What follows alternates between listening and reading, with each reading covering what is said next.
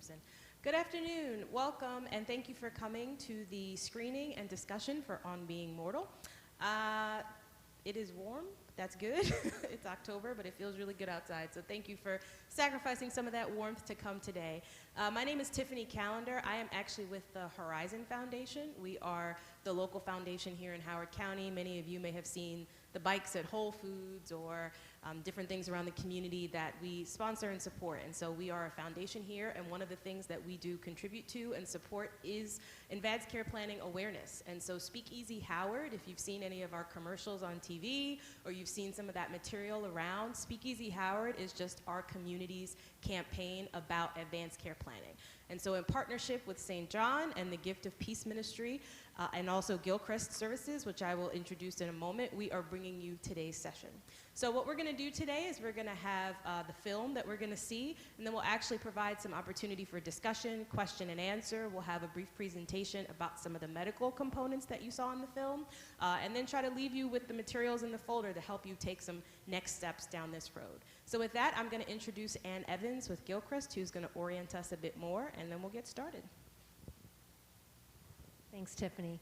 Hi, everybody. I'm Ann Evans. I'm the Senior Director with Business Development and Community Partnerships with Gilchrist. Really glad you all are here this afternoon, and we really value our partnership with the Horizon Foundation Speakeasy program and with St. John's. We've done this program once before. We're really glad that all of you came today. When people think of Gilchrist, many of them think of hospice, but Gilchrist is so much more than hospice. We provide medical care, counseling, and support to people that have serious illness, no matter where they reside. And our goal is to help people make informed choices so they can get the best care possible. We opened a care navigation center a year ago, so people that have questions about serious illness and aren't really sure where to turn, they have questions, they need answers, they can call our care navigators, who will connect people with either the Gilchrist programs that we offer or services in the community. We serve Hartford, Baltimore City, Baltimore County, Carroll County, and of course Howard County. And in Howard County, we have a very strong program. We provide medical attending and medical directorship in several of the skilled nursing facilities. We have palliative consult services we provide in several of those facilities as well as at the hospital. We have a program that can bring primary care to people in their homes when they're restricted, and they often end up in the emergency department because getting to the doctors becomes such a challenge. And then a program called Care Choices for people that are eligible for hospice, but they're not ready to give up on curative treatments. They want to continue to pursue whatever cure there is. If you meet certain criteria, these people can have all the human components of hospice, so the social worker, the nurse, the chaplain, the hospice aide, but still continue to get all the benefits under their Medicare program. Renee Mayo is the program manager for that particular program, and she'll be speaking in a few minutes. Anyway, and then hospice, which most people do know us for, we have 3 teams. We have a home care team, we have a team that goes into residential care communities, and then we have the inpatient center, which is right down the road from the hospital, for people who are so sick that they would need to be in the hospital. But rather than being in the hospital, we can take care of them in our facility. So without further ado, we're going to go ahead and start the screening. I also wanted to take a moment to introduce Nicole McNamara, who's our business development manager here in the county, and then Tracy Schwarer-Morgan runs our palliative program, and she's going to be speaking for a couple minutes after. She's going to go through a brief presentation after the screening.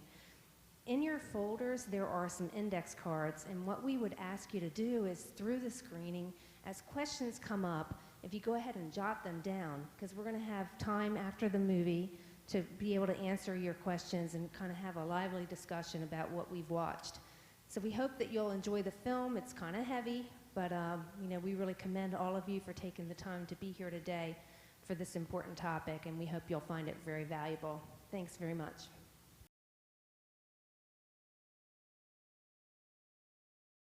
I just want to allow for some time to react, and we will give you a chance to ask the questions that you wrote down during the film, but I'm going to introduce Renee Mayo with Gilchrist, who is going to facilitate our moderated touch portion. Thank you.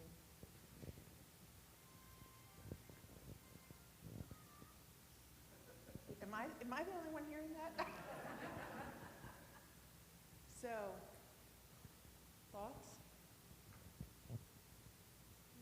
thoughts about this? Yes.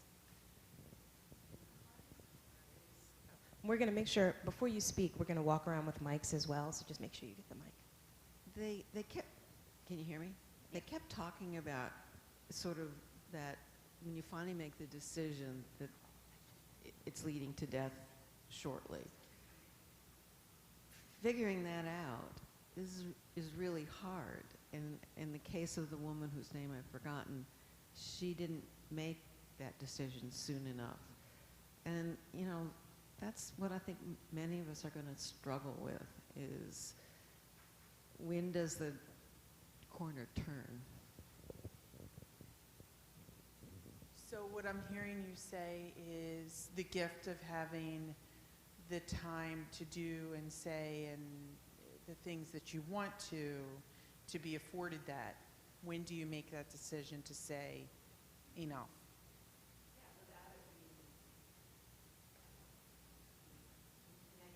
Right.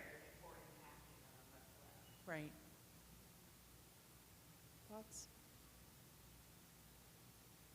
Did anything surprise you that you saw? Yes. Yeah, I've gone through this experience, and it surprises me that there wasn't more talk among family members of what will I carry forward from you, and it's very helpful to do that. Thank you for sharing that. I just wanted to say I was really impressed with how some of the spouses held it together. She has one. Can you speak just a little louder? Okay, I'm just surprised at how some of the spouses were able to hold it together so well. And I'm wondering if we step way, way back before this, how do you prepare yourself now when we're healthy to be able to have that line of communication between spouses and including a three-way conversation with a doctor, starting with your primary care doctor. Before you're at this point, I want to know if there's some steps to undertake to be ready to do what these people had to do for their spouses. So I appreciate you bringing that up. That's some of what we're going to talk about after we have the discussion about the film. Very important, and probably one of the biggest reasons to have these kind of discussions in the community is to say, how do you talk about this? It's not something anyone particularly wants to think about on a beautiful fall Saturday or Sunday afternoon, right? But the opportunity, at least in my almost 25 years of being in the field, working with people, and it's such a gift to have these conversations ahead of time so that you can be that spouse or that daughter or that husband that can partake in that and be present and be an advocate, right? If you never think about this or talk about it or have conversations ahead of time, you're right, it's very difficult. I want to come back to something that you said, and I wanted to give you a moment, but I didn't ignore the comment. That's okay. So you mentioned something that has to do with your legacy. Is that what you're referring to? So think, and I'm not asking any of you to say it out loud unless you want to, but what is your legacy? What do you want your legacy to be? Is that something that you want to talk to others about? And that's what you were acknowledging, is that no one talked about what are my leaving behind? What are people going to remember me for? It was very much in the present. Essentially what we found really helpful after you get by the denial, which has to come in stages, and people cry at totally unexpected moments, and it feels kind of good to do that. What I found is it being two-way, not just the ill person making the announcements of here's what I want, here's my legacy, but also memories and regrets. and asking questions that get your children, your friends, your other relatives to talk about that. Oh, it just feels so good to do that at a time we know it matters. And it's a huge closure for us. And we had the grace of Gilchrist in that process, and it really, really helps. Thank you. Where to start? I'm making my way back. I was impressed in the film how patient his examples of the doctors and other staff members were. My sister died of cancer earlier this year, and I just had the sense that everybody, I was commenting, I was surprised, I was impressed with the patience that the doctors and other medical staff showed in that movie. My sense was when my sister was dying last winter, and this was in Bethesda, I mean, she was in nearby, that it was a very abrupt experience, at least with at the doctor level. There was a nurse practitioner who was a good listener, and the people who administered the chemo were good listeners. But among the medical staff, it was like they did their little tech review and then they left. And I just felt, particularly at the end when they switched her over to hospice, apparently it was just a very, this isn't working, therefore you're going into hospice. I just felt like the primary oncologist should have had closure with them, even if it was just 5 minutes to explain why he thought this didn't work or whatever. I don't know. It just like... What do you think of that? So what she's saying, if you couldn't hear, was that her sister died of cancer last winter in Bethesda, and that one of the things that she noticed was that there was this abrupt change, that once the oncologist realized there was nothing else that he had to offer to make her better, it was just refer to hospice and that was it, and no one really listened, no one talked. Well, at the medical, I mean, at the doctor level, hospice came in and, that kept their sanity for the last 2 weeks. I mean, hospice was wonderful, but at that point, it was just caretaking. Nobody was trying to explain why this happened or these things happened or the probability of this happening. Because, she was given 2 years to live. I was through. I appreciate you sharing that. I have a brief example, and one of the things, and I would not say in any way it's an excuse, but having worked with hundreds of doctors in my career, what do we know about physicians? What's their oath? Their oath is do no harm, right? So for many physicians that I've worked with in my career, and it was mentioned in the film, they truly see this as a failure. And we haven't done a good job as a medical community in teaching young physicians. We're getting better at it, but teaching them how to have these conversations, how to sit and be still and be silent and listen and continue to be present through the end. So I had worked with a physician for a good part of my career, an oncologist, a wonderful man, very bright, very engaged. His patients loved him. And he was working with a patient who was in the hospital who was, had been told that there was nothing else that he could do to help her. He was referring her to hospice, and he did everything that he needed to do from the medical standpoint. So I went in to see her the day she was leaving, and she said, well, I want to say goodbye to my doctor. He's been my doctor for 10 years. He's my friend. He's helped me live this long. I can't just not say goodbye to him. So I said, let me call him. So I called him, and he said, I can't. And I said, why not? And he said, I just don't want to face her. I feel like I've let her down.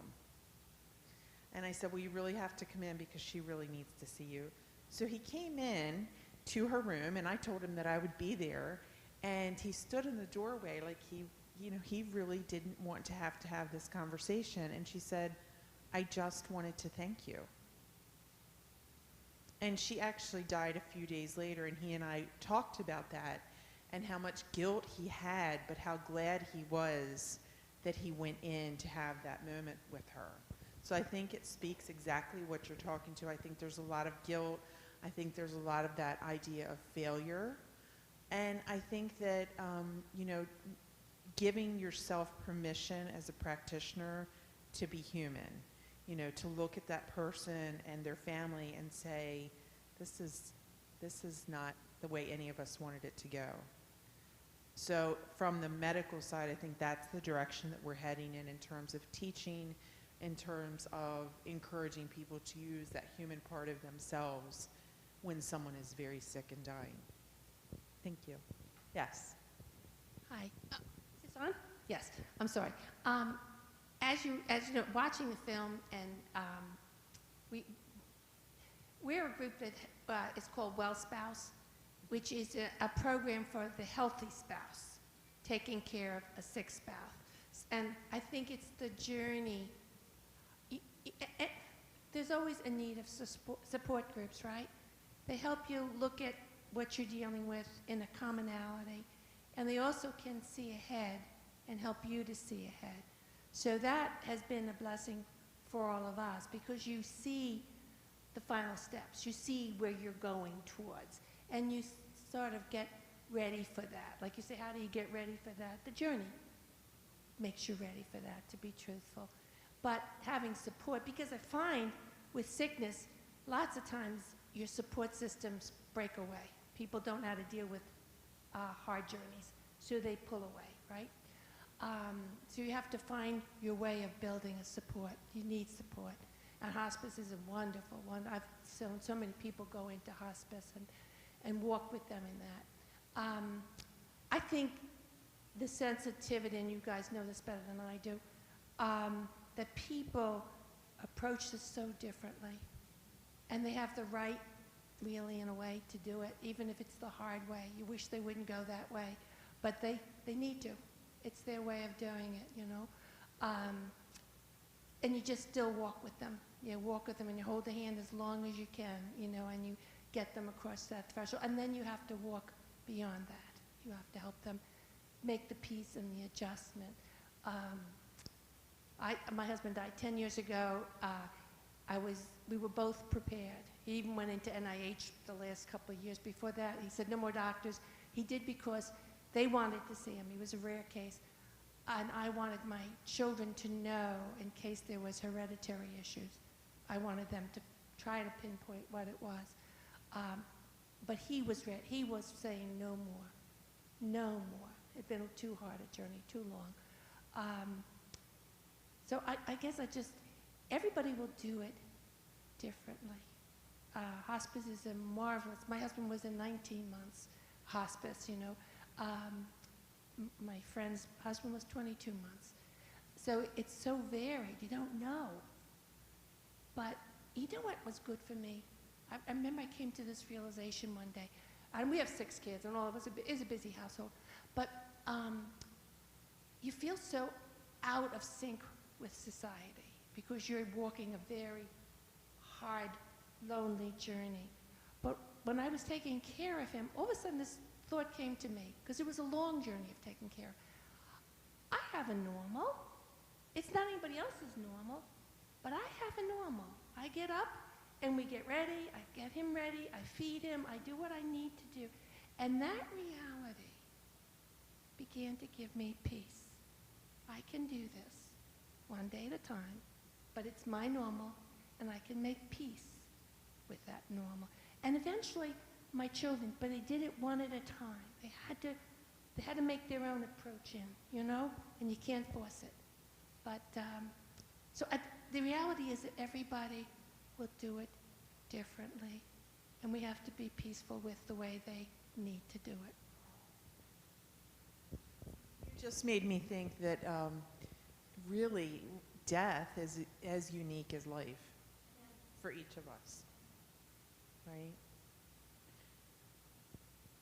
I actually had something to add to when you said what surprised us, because this was my first time viewing this movie, I guess, but just the sheer honesty of the doctor in the beginning when he said, you know, I made that comment about wanting to do more treatment, and I knew that it was a complete lie, and he looked back at him and said, that's the first time, hearing that, and you, in laughing, lose your medical license. But I thought that that was really courageous of him to admit that he knew, but he was just trying to have that human element to say something positive. And I thought that that was a courageous move by the doctor. Did anything about the film make you think differently about your own lives or the lives of your loved ones, or conversations that you may have with your physicians?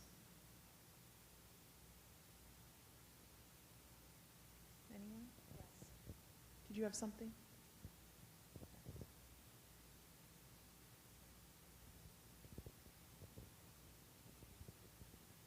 One of the things that I thought the first time I saw this, and I've seen it a few times, and was recently my own father was in the hospital and very, very sick. And I had sort of this odd feeling of, and fortunately I haven't been on that side of the fence many times in my life, but I had this odd feeling of distrust because I could see him lying in the bed, and I could see how sick he was, and I could see everyone kind of, running around trying to do the next test or add the next fluid or whatever. And I would come and talk to my boss at work, and I would say, "What? I don't know what's going on here." And she would kind of look at me, and we both knew that I knew, but I couldn't kind of put it together because it was my own dad. And I wondered, as I saw him getting sicker in the bed every day, what it is that they weren't telling me.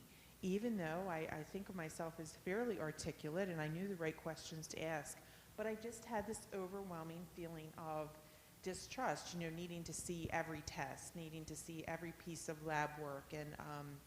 And I know some of that has been created by what I've seen around me many years working in the healthcare system. So I wondered then, starting to ask, what is really happening here? Is he going to get better, or what should we be worried about? And I had the questions, but I didn't necessarily want to ask them. And even when I asked them, I wasn't sure if the answers were truthful. So it was very interesting being on sort of the other side of this dynamic. Maybe just to carry on the conversation, I think doctors don't know when to let go.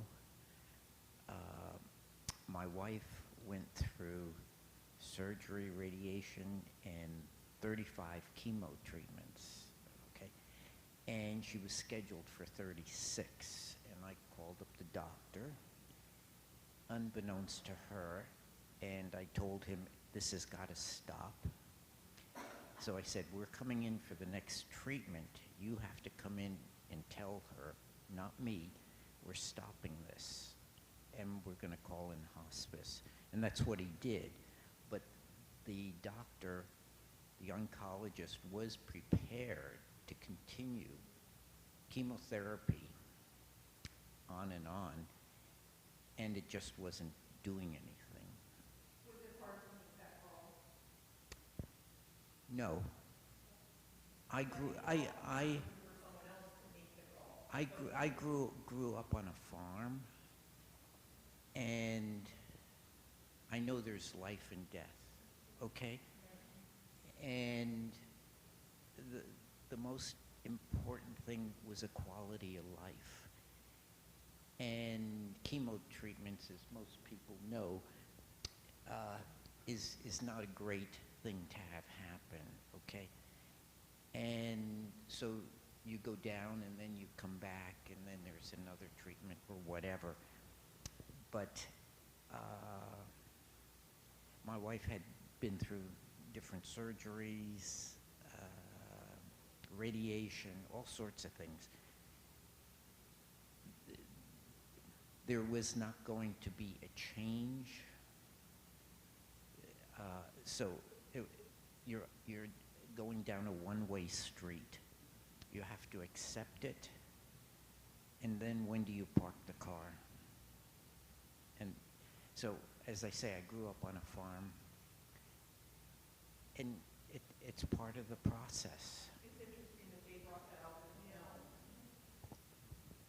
So I am going to actually stop this part of the presentation today and turn it over to one of my colleagues, Tracy Schroyer-Morgan, who is a palliative nurse practitioner for the GBMC and Gilchrist Healthcare System. She's going to do a brief presentation, and I'm sure she'll give you the opportunity to ask some more questions.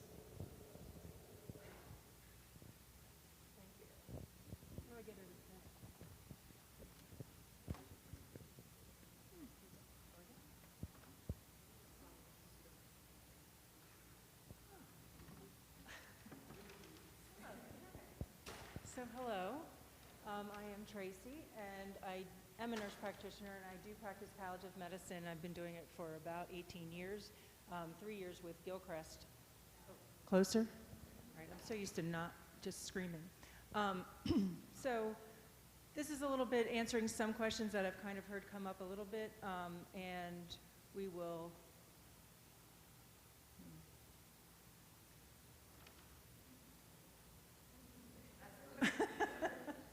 Okay, got it. It's coming at me in all directions. All right, so a little bit, I think somebody had asked, well, how do I know? How do I get ready? How do we talk about it?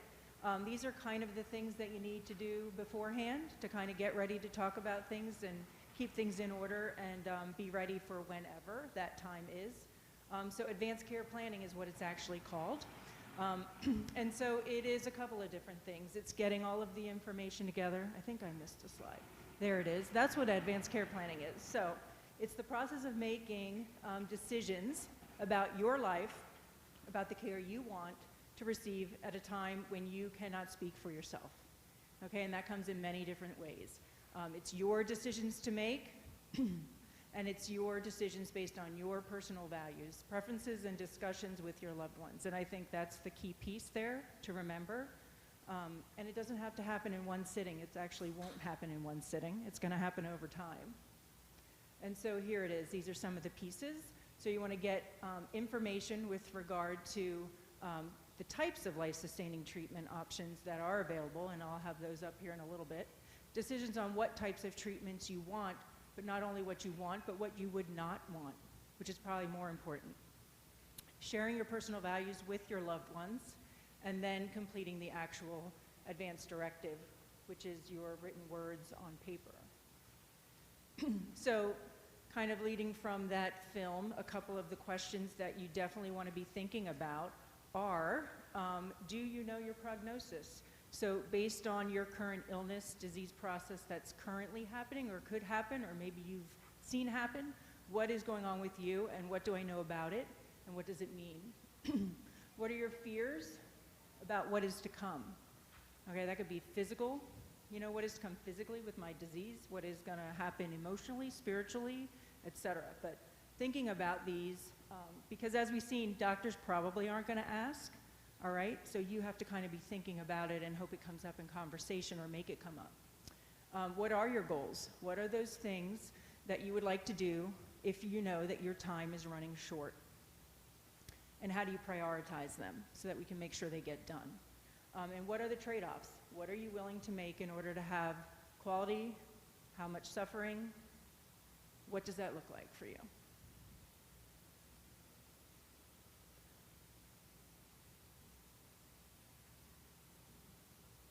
Yeah, so some of the things, additional facts. So our time can change, right? Where and how we die is changing dramatically, just in time. It's just the nature of medicine and the world we live in today. I guess I get too far away. There we go. Oh, God. So, in the 20s, 75% of people died at home, right? That's just what everybody did. Now, hardly anybody does. So today, less than 25% of the people actually die at home. They're dying in hospitals, in the ICUs, on machines. They're dying at home. They're dying in nursing homes. So about 25%. So those are your long-term care facilities where you usually go after the hospital for a little rehab to get better to go home, but unfortunately we don't get home. Sometimes our illnesses are too far progressed and we stay there. By 2030, which is not that far away, right, we used to say that like it was 30, 40 years from now. It's just 12 years from now. More than 40% of the Americans will die in nursing homes or residential facility. Yes. Mm-hmm.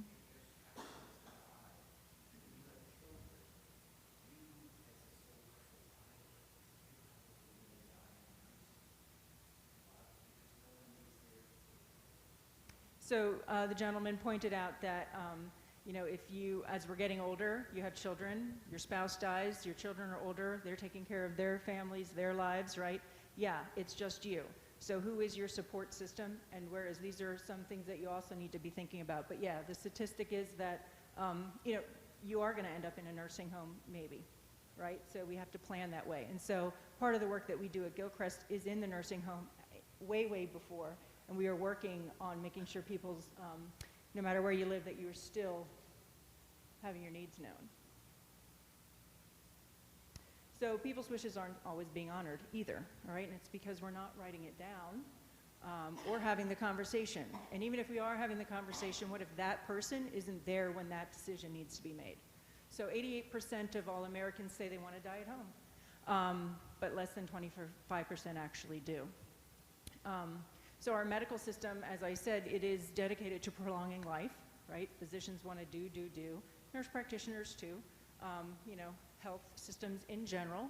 But consistently people choose quality over quantity of life. And so those questions go back to that quality piece. And we'll talk a little bit about what quality is and what specifics. And so people want to understand information to make better treatment decisions, right? That's all about the conversation. To avoid being an emotional and financial burden to family and caregivers. That's probably one of the biggest reasons people do go into an alternative way of living as opposed to home. It's because they don't want to become a financial burden to family.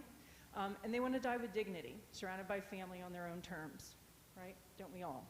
So this all leads into you understanding your current health state, right? So are you that healthy individual and you know you are here free making these decisions and you know, you don't really know when, or you don't really have any idea that it could happen tomorrow, but, or are you that individual with multiple chronic diseases? So hypertension, high blood pressure, diabetes, heart failure, kidney problems, you know, one or all, right? All of those things are going to impact the decisions that you're going to need to make at different times in your life and when. Or are you that individual with serious or life-limiting illness, that terminal cancer diagnosis, that progressed dementia? So which one of these are you is the first question. So then you can kind of figure out where in the planning stage you need to start. So here's the quality of life piece. So quality of life is that, and there are much more to this, but these are the general ones. You know, how mobile am I? So that's, can I get around? Am I independent? Am I living at home? Am I able to fix my own meal? Am I able to toilet myself? Okay?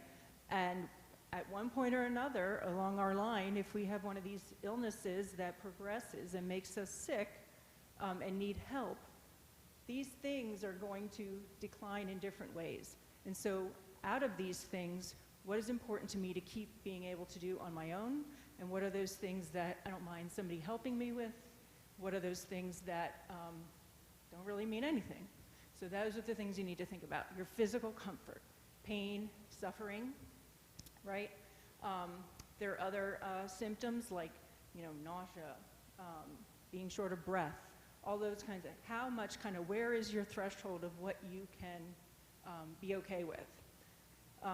Your ability to communicate, you know, verbally, ability to leave the house. So, you know, if at some point you are not able to leave the house, you know, then what happens to your health care?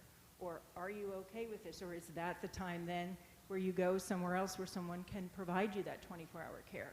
Your mental capacity, right? So a lot of people say, well, I'd rather have my mind than my physicality. Some people say, no, I need to be mobile. I need to be physical. And I really care if I forget something every now and then. So everybody, I think somebody said, you know, everybody's journey is individual, right? And so these are the things you need to be thinking about. And in turn, this is how you would decide what you decide to do or not do, because these are your outcomes. So, some of the treatment decisions that you might need to make, so that's the life-sustaining treatments that was mentioned earlier. So there's two kind of categories, a MOLST order and a routine care, right? So The routine care is kind of the things that as you have an illness, you may on the everyday need to decide about. So if I've got cancer, you know, do I need chemo or radiation, and how's that going to help me? And again, how's it going to impact my quality of life? If I've got heart disease, do I need a defibrillator? Do I have a surgery to place, you know, some device or not? Diabetes care. So these everyday medicines for dementia, the behaviors that come along with that, you know, what if I don't really have an appetite anymore? What am I going to do about that? And then pain. And so those are kind of the routine things that on the daily are going to help manage the disease process. The most order are kind of a little bit larger decision-making ideas about kind of the end. And so CPR. Yes, I'm sorry. So a MOLST is a medical order for life-sustaining treatment options. Okay, it's a document that was created about, I don't know, maybe 10 years or so now, probably a little more. Started out in Oregon on the west, and it got adopted by Maryland probably 7, 8-ish years ago, and it's called the Maryland Order. So each state kind of has its something a little bit different, but it's the same idea. And so it's this order set that travels with you when you are sick, when you need a transport in an EMT from a hospital to a home, hospital to a nursing home, or vice versa. You can even carry it with you to your doctor. Your doctor should have one for you if they don't. And so it's 2 pieces, 2 documents, front and back. And the first one talks about, you know, very acutely, what if I'm having a heart attack, my heart stops, I can't breathe, I drop over, you know, what do I need, what do I want? Do you want CPR? Do you not? Do you want to be intubated? Do you not? And so it's very like black and white in that instance. The second part of it, though, is not. And that includes all these other ideas about what you would want in the event that. And I kind of talk in terms when I'm talking to patients and families that, you know, you have this advanced directive document, which we'll talk a little bit about, which is sort of like end of life. Really like when I can't wake up from a coma, when I have a terminal cancer, I'm told I have, you know, 3 months to live or less, when I have dementia that is so far on that everybody has to take care of me. That's kind of when it's at the end. And that's, we can write that out today and make that known. This MOLST order kind of happens in between, sort of before I'm end stage, or before I have cancer, or before, you know, I can't eat anymore. And so, so it talks about, you know, when I'm sick, do I want to go back and forth to the hospital? You know, this constant, you know, well, that didn't work, but I'm going to go again and see what else they can find and help me do that. Or do you, you know, say, well, maybe that last time was enough, and so now I'm going to kind of accept the fact that I've done as much as I can and keep me at home and keep me comfortable. You know, if I can't be comfortable there, well, then let's talk about, you know, going there to be comfortable. If I can't eat or drink, you know, would I want artificial hydration and nutrition? Would I want to be on a ventilator?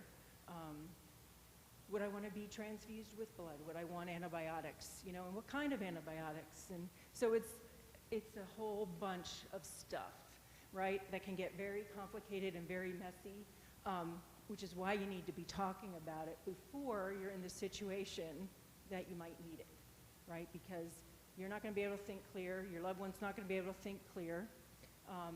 And so you have time now to talk about it and think about it. Think about the options and how it impacts, again, your goals and your priorities. And if I do X, will I still have that?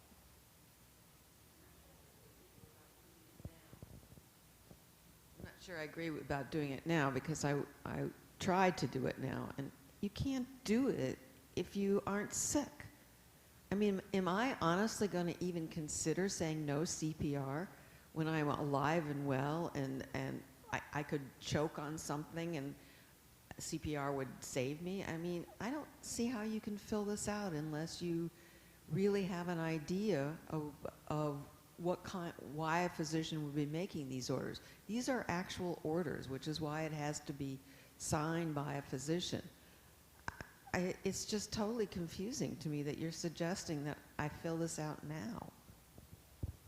So you fill it out now because you can always change it later, right? But in this instance, you're going to fill it out because we're talking CPR in terms of I'm laying there, my heart stopped, I'm not breathing, you know.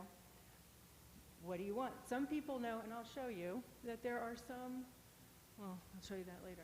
There are some, it's on the further slide down, but the statistics out there for CPR are not good. Everybody thinks that CPR works 100% of the time. It actually works less than 50% of the time in a very healthy, well male.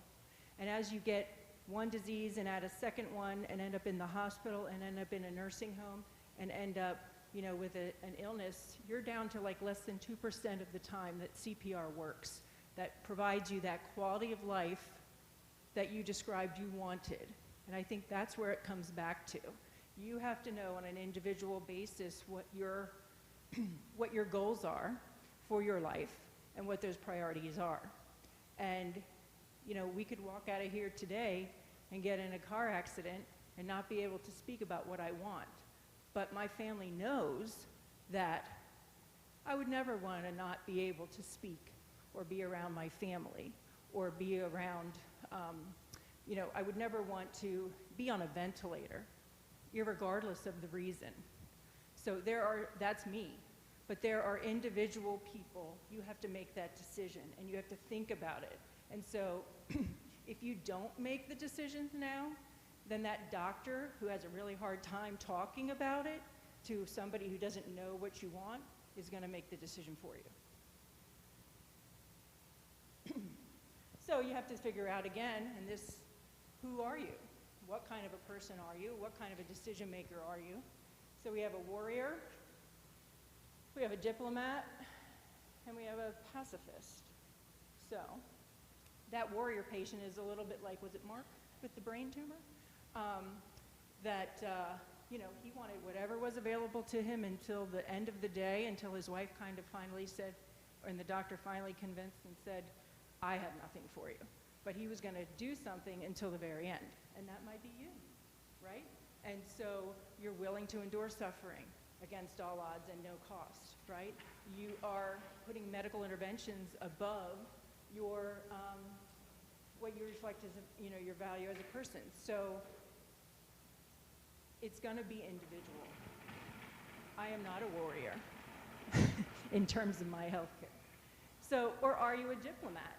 You know, and so that's the kind of person who is going to weigh my odds, weigh my risk, weigh my benefit.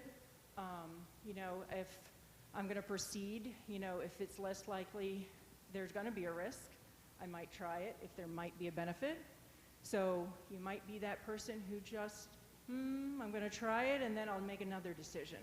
And then if that doesn't work, well then give me some more options and then I'll make another decision. You know, or are you a pacifist who, typically this is an older person who's kind of lived a really good life and can kind of look back and say, reflect on things, you know, and say, that was a pretty good life and I'm okay with what happens. A little bit like Jeff, right, on the farm, who wanted to have that time with his kids and his grandkids and have that conversation with them to tell them that he was okay, that they didn't need to worry about him. So I think this plays a huge part in whether you're going to do it today or you're going to do it when I'm sick. So you're going to have to reassess your condition every time, though, because things will change. And so what you make of for a decision today may be different in a week or a month or when you get a new diagnosis of something else. So what you decide today is for good as long as you let it be. If there is something that comes up that you want to change your mind, you just need to do it again. So nobody holds you to it except yourself. Your condition will inevitably change as time passes. We don't know what brings, you know, what will bring. Living with your disease will produce new insights, right? Some of us who have had experiences with chronic illness or death or loss will have a different opinion or a different way of making a decision based on that. And you may have a new experience, you know, before your time. New information on treatments, right? We are in a world of ever-changing medical technologies, and the new thing, you know, might come And you might want to try it, and that's okay.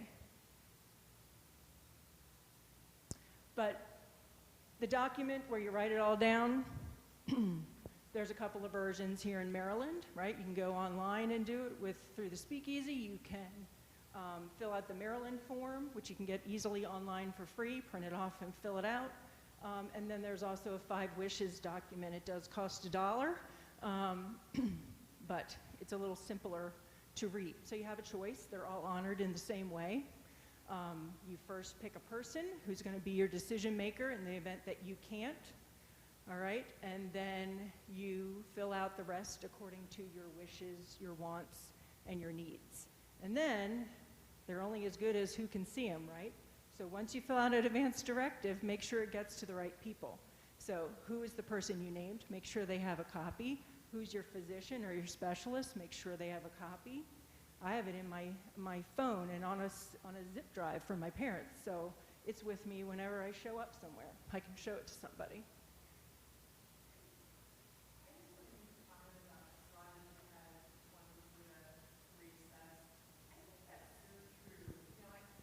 What I would have maybe, or I think, generally, what I might have said was an acceptable life to me at 16 versus 30 versus closing in on 50, it looks totally different. Mm-hmm. And the bar keeps moving. So I think it is really important, like once a year, pick a certain time of year and kind of think about where you are in your life. And does what I've written still make sense to me today like it did a year ago? Mm-hmm. Because, I don't know, things don't look quite as bad to me as they did, 10 years ago or 20 years ago. And what I would be willing to live with to be with my family is not the same. Right. I agree. Yeah, and a good time to do it is, that wellness appointment with your physician in the primary care office, right?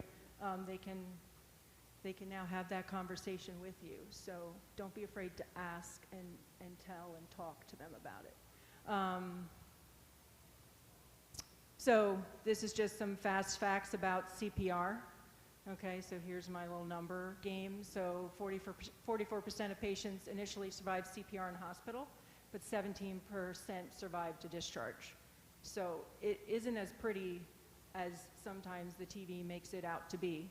A third of the patients initially survive CPR in the community setting, 10% survive to discharge, and less than 2% in nursing homes survive CPR. And as you can see, people are more frail as you kind of get into a nursing home, right? So they're going to have a little bit more complication. And this is to survive, and then there's also that part that isn't mentioned here that they survive with the same quality. So that again, it always comes back to your individual and personal value and what you see your life looking and being.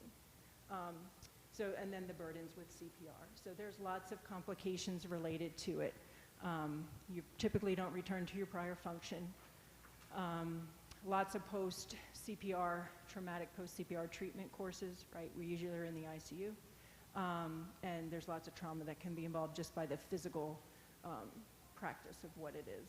Whoopsie. And this is artificial nutrition, hydration, and these are, my headings didn't come on there, I'm not sure why. And so these are to American Geriatric Society and AMDA, which is the Medical Directors Association. So typically dealing with the older population, elderly population, but these are their recommendations with regard to feeding tubes. Basically, it talks about the dementia patient mostly. And so there's lots and lots of research in their recommendations that somebody with dementia or a progressive declining disease like a Parkinson's or ALS, things like that are progressive and can affect your ability to eat and drink on your own. The disease continues to progress despite the fact that we artificially nutrition. It's not food, it's nutrition. Okay, so again, I think it comes to facts about that it really doesn't cause more benefit, it can sometimes cause more burden. And the other piece, again, goes back to that quality piece. So if I can't eat or drink on my own, do I want to be somebody who is confined to the feeding? And again, it's going to be an individual decision, but this is just some, and you have that in your slide. But So people like to joke about DNR tattoos, but there's a lot more to expressing your wishes than just code status, right? So we talk about this, but you know, if you're talking to people and you're writing it down, we don't have to do this, right? Yeah, tattoos are optional. So prepare yourselves, prepare your loved ones, you know, put it out there. Questions?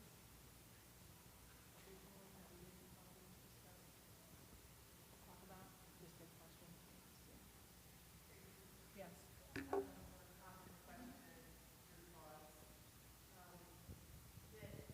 People are making these decisions, oftentimes not knowing the right questions to ask about benefit versus burden of something at a specific point in time.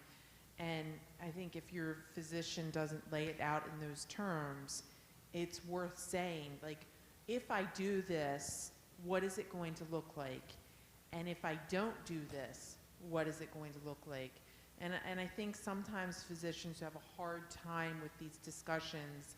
If you lay it out in those terms, it's easier to get direct answers, and you don't necessarily have to make a decision at that moment, but you can take it away and kind of sleep on it. These are important things. In fact, when I have a conversation, is this on still? When I have a conversation with a family, I almost don't want them to answer me at my first visit because I don't think they're thinking about it then. Then they're listening to just me, and my opinion isn't what matters. I can make a recommendation and we can talk about it, but I always want to see them again and have a conversation about what it is they thought about. Did you talk to the person you think is important, you know, to talk about? Do they now know what was there? You know, it has to be very thoughtful, and so a lot of the conversation is informational and educational, and yeah, don't be afraid to ask them to talk about it. Yeah. Just a comment, because I know this feels like a lot of pressure to make a decision to just put an initial MOST form or advanced directive out there. But if you turn it around, I remember a very intelligent colleague of mine whose mother suddenly fell ill, went into dementia quite quickly and was declining quickly and about to pass away. So the kids gathered, and there was nothing to guide them at all. And she talked at length about it because I was in a long-term caregiving situation. And she said the awful thing was, if we didn't spend money on procedures that she might not have needed, might not have wanted, then we were feeling we were being ungrateful, that that's what we should do because no one knew. And there were disagreements among the family. They were upset with the doctor, so you can imagine the physicians were reluctant to say much to them. It was just an awful and confusing situation, as opposed to a time to say goodbye, to gather, to have just the confidence and security that they knew what she would have wanted. That really stuck in my mind as a reason to do this, even if we want to change it later, just to get something down on paper with an advanced directive and with a MOST form that could be more specific in that situation. Would have helped a lot of people. Right, yeah, I agree. You don't, it is a lot of information you got today. It's very overwhelming. You know, and so it is information. And so hopefully it is a piece that kind of is a stepping stone, if you haven't already begun to talk about it, to think about it and talk about it with the people who need to know what you're thinking. And you do the documents when you're ready, all right? Just one thing, I was thinking, I've heard people say, oh, I could never talk to my children about this, you know, and because my husband was on a long journey, my kids were very familiar with it. But in the dying process, my kids would go into his room and lay on the bed with him, you know, and they had time to be with their father and talk to him and just be present to him. It was such a healthy way to end the journey.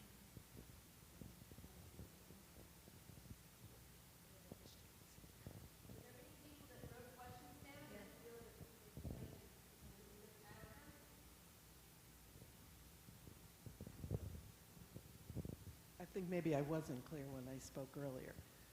So I just want to say I was at a medical appointment with my husband this week. We're both basically healthy people.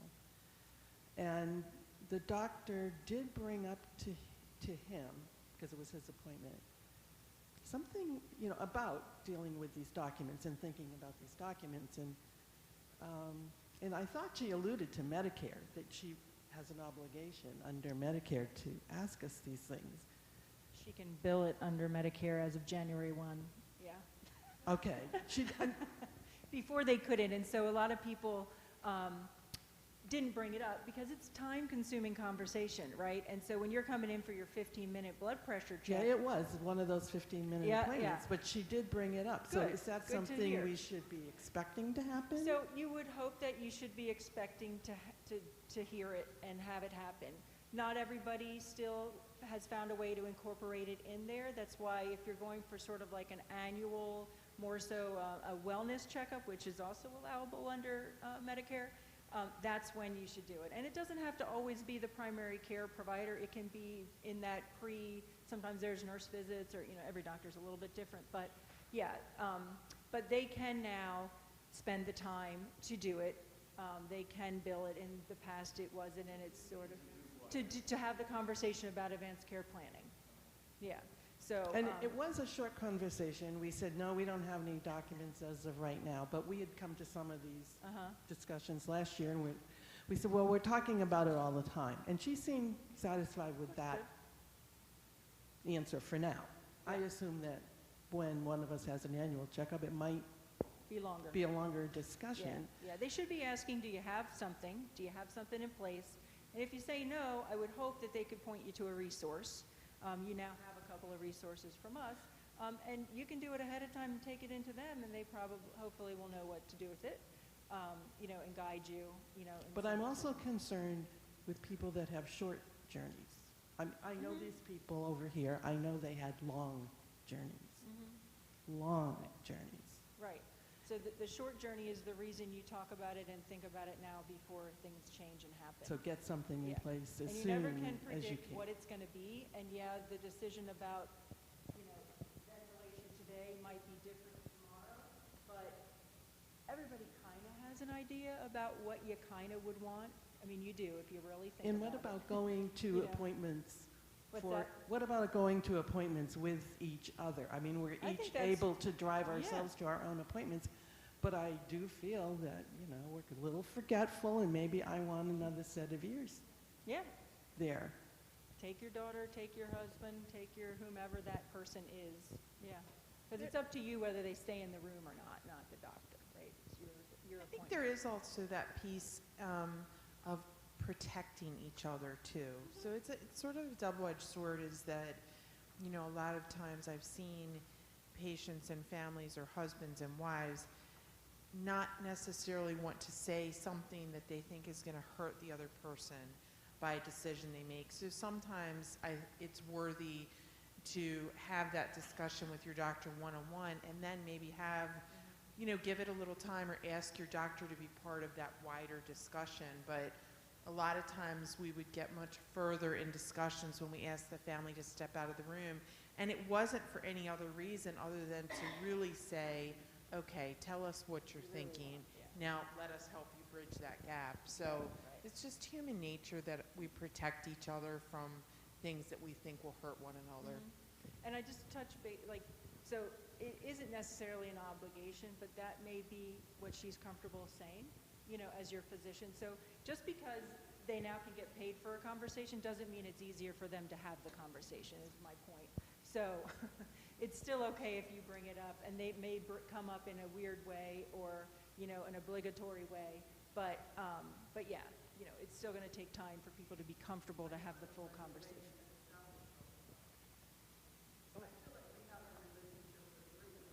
Yeah. Yeah.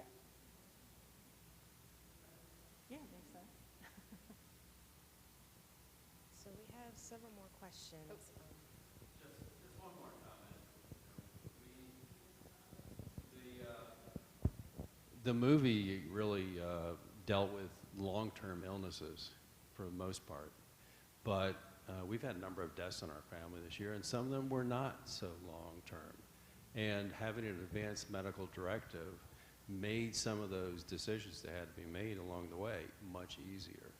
You know, when you know that the patient did not want to be kept on a ventilator because they'd be in a persistent vegetative state, made it much easier for the family members to say, okay, it's time, you know, to pull the plug. So we're not always given a lot of time to make these decisions. All those people in the movie had enough time to sit and talk about those things ahead of time, or at least were forced to talk about them. But there are times when you just don't have that time, and you need to take the time ahead of time before you get sick to make those decisions about your advanced medical care. You know, when the time comes, you need to do it.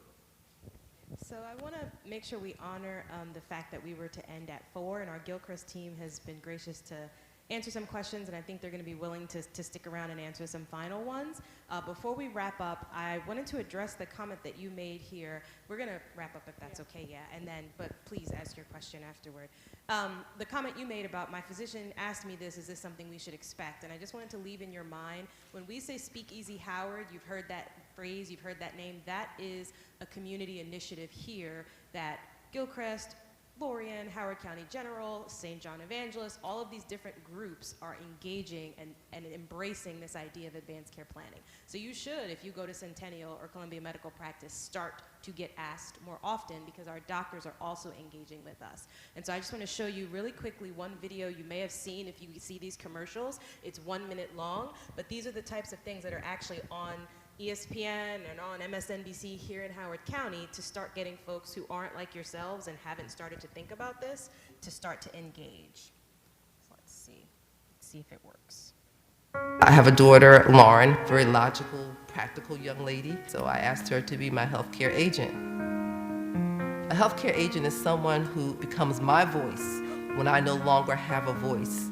Once I had the conversation about being the agent, I felt less scared. It feels great because it's like checking it off your list, and also it makes me feel more responsible for my life. I think for Lauren, it makes a lot of sense, and I think she understands why I'm doing this with her. She came with the game plans, like, if this happens, I want this to happen. If this happens, I want this to happen. Having it done and knowing, I do believe, will make things easier on all of us. When you love your family, you don't want them to stress over what needs to be done. So it's an act of love.